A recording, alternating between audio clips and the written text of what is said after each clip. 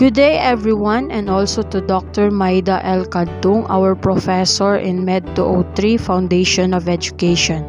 I will be your presenter today. I am Ruby Grace B. Aquita, and my topic will be the continuation of the lesson under Sociological Foundation of Education that includes social interaction in the school, parent-teacher relation, cultural influences, the family and education, and the functions of the family. How important is social interaction in the school to our learners? Social interaction plays an important role in learning. Interacting with other people has proven to be quite effective in assisting the learner to organize their thoughts, reflect on their understanding, and find gaps in their reasoning. Vygotsky believed that culture, history, and social interactions play a critical role in the cognitive development of children. Through observation, Vygotsky found that children develop higher mental functions such as identifying speech. Social interaction entails the means through which people act and also reacts to others. Social interaction, therefore, is a daily affair that involves people who have different roles as well as status, and it can take the form of verbal as well as non-verbal communication. When we say verbal communication, this entails the communication upon which two or more properly interacts face-to-face, and it involves such components as language, speaking among others. And non-verbal communication is a form of social interaction which involves the interactions through the use of signals, body movements, among others. What are those strategies of teaching that promote positive student social interaction? Classroom is just a miniature of the outside world where there's a lot of behavior and personality. As an educator, you must add some strategies to encourage positive social interactions among all students. Here are the list of strategies. First, classroom jobs. Classroom jobs are great for social interaction because they force students to work with one another. Having the ability to work well with others is a skill that all children need to have. So, the best way to prepare them for the real world is to give them classroom jobs. For example, choose 2 children be the door holders, or to collect papers, or even check the attendances. Second, free play. Free play is an essential part of a child's development because research shows that it contributes to the cognitive, physical, social, and emotional well-being of a child. Allow your students to play, as it is not only good for their body and mind, but it's also great for developing their social skills. Third is interactive learning centers. Interactive learning centers is another teaching strategy that can enhance the likelihood of positive peer social interaction among students. Make your classroom conducive for learning. That is why, inside the classroom, we have a reading corner, library, posters that will help enrich the mind of our students and be able to interact with others by peer reading, playing puzzle, and many more. Fourth is enhancing positive peer interaction. The way that you arrange your classroom environment will depend upon if it will enhance positive peer interaction or if it will not. Example, in grouping your students, group your competent students to shy one to help them learn how to interact with different types of people, and praise children and give them positive feedback for interacting with their peers in a positive manner. These teaching strategies will help students develop the skills they need in order to succeed in school as well as in life. The more opportunities that students have to be exposed to peer interactions, the more they will develop their skills in a positive manner. The parent-teacher relation. Parents and teachers play a pivotal role in educating a child. Parents are a child's first teacher. They teach essential life and academic skills while providing love and support that helps students healthily develop. And of course, teachers as a second parent teach and guide students to formal education that they can use to reach their goals in life. It can greatly benefit students when parents and teachers work as a team. What teachers can do to build relationships with parents? First, use a consistent communication platform. You need to have a constant communication to the parents for them to know the status of their child. This platform allows for efficient and effective communication that includes both parties. Second, have fair, clear, and consistent classroom systems. Students and parents should know what is expected in every classroom. These expectations and practices should be communicated at the beginning of the year and should be followed with fidelity. Third, include parents. Teachers should find ways to include parents that surpass financial contributions such as snacks and school supplies. Their involvement is invaluable and can positively impact their child's school experience. Fourth, accept and reflect on parents' feedback. Parents know and love their children. Their insight about their child's needs is the most valuable data a teacher can have. Teachers should reflect on feedback from parents. It can be hard to accept and implement the ideas of multiple people. However, if teachers are able to detach emotions, this can be practice-altering feedback that positively impacts student results. Fifth, show empathy to parents. It can be easy for a teacher to assume that a parent is uninvested after an unreturned phone call or missed meeting. However, parenting is one of the hardest life jobs one can do, especially in today's political and financial landscape. Teachers should be patient with parents and seek to understand before labeling a parent as uninvolved. Asking parents the best way and time to communicate can ensure that teachers effectively get in touch with parents, and being sure to share student successes as much as student challenges will help parents maintain momentum as they work to provide for all their child's many needs. Now let's determine what parents can do to build relationship with teachers. First, read and respond to school correspondence. Teachers often send letters to parents to keep them informed. Some schools have a modern approach and use educational technology platforms. Reviewing and responding to teacher communication can ensure that parents stay updated on classroom goals and student progress, especially in between report card cycles. Second, attend school meetings when possible. Many schools establish special events that help parents and teachers talk about classroom procedures and topics. At the beginning of the year, this may look like an enrollment day or open house. Throughout the year, schools may have parent-teacher conferences where both parties can connect about student progress. Third, provide student academic history.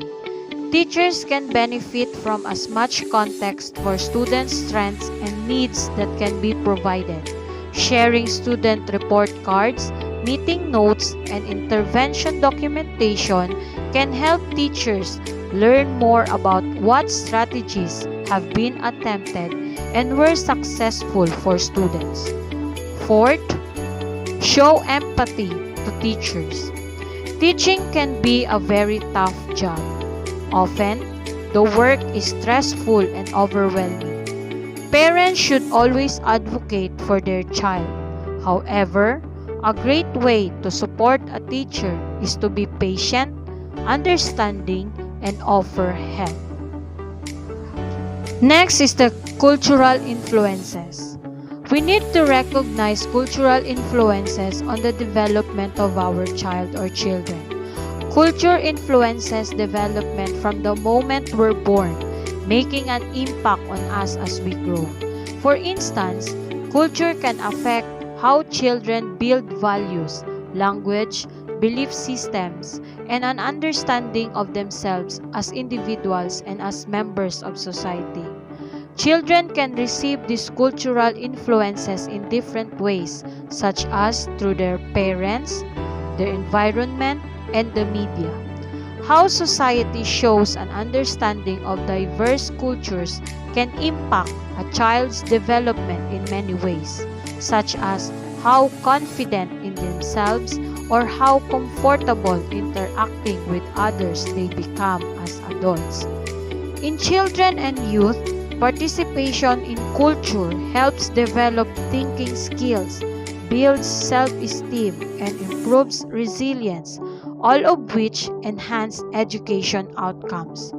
Cultural heritage broadens opportunities for education and lifelong learning, including a better understanding of history. Family and education. Family education or psychoeducation is the ongoing process of educating family members about a serious mental illness in order to improve their coping skills and their ability to help a relative affected by the illness. How does family background affect children's educational achievement? Education is a lasting process. Academic performance in primary education plays a crucial role in obtaining further educational opportunities. Thus, it is necessary to examine how family background affects children's academic achievement at an early stage. Two pathways in which family influences children's academic performance. First, parents compete for high-quality educational opportunities for their children, and better educational opportunities lead to better academic performance. Second, parenting behavior and educational support for their children could cultivate children's learning habits and affect academic performance. We also find urban students' academic performance are more heavily affected by their families' socio-economic status compared with rural students. These findings bear important implication for how to reduce the class difference in students' academic performance and promote educational equity. On the one hand, educational quality may be rooted in institutional arrangement. For example, its role of smoothing or even hampering the effect of family with different social economic status on educational opportunities.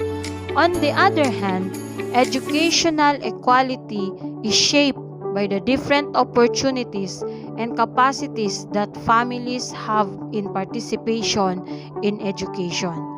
Therefore, the relationship between family background and educational achievement has become a critical indicator in evaluating educational equality.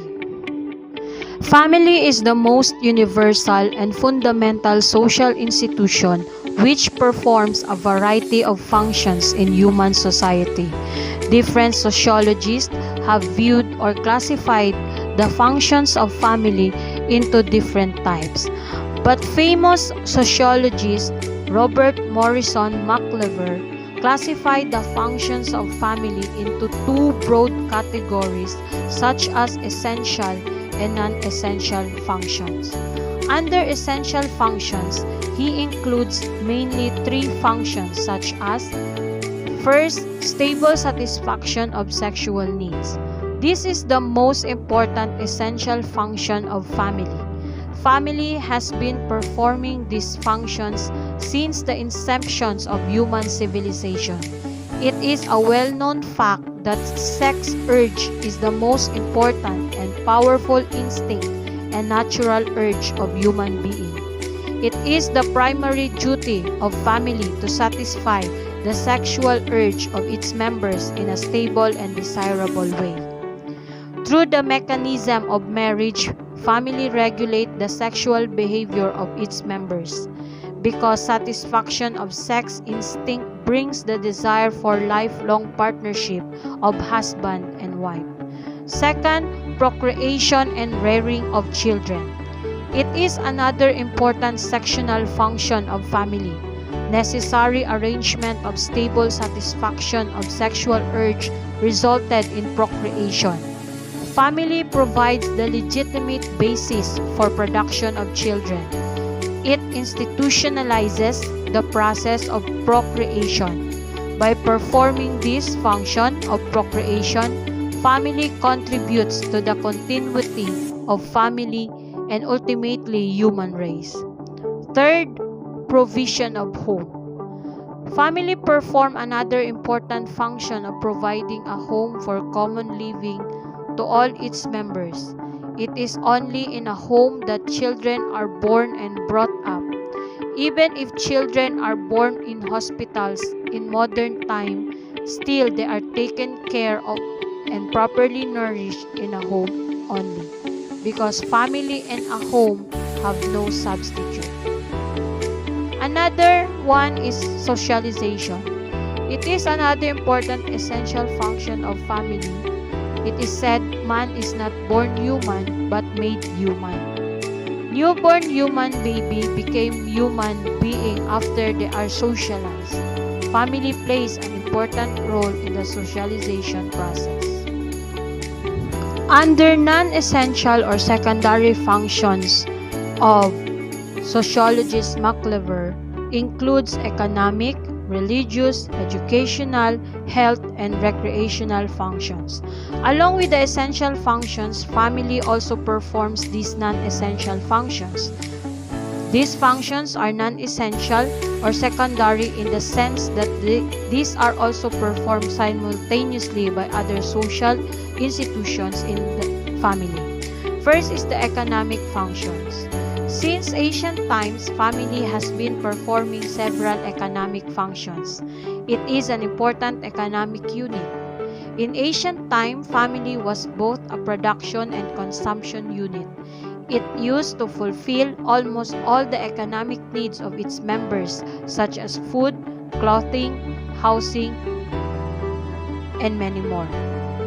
But nowadays, almost all the economic functions of family is performed by other agencies, and family only remain as a consumption unit. Second, educational function.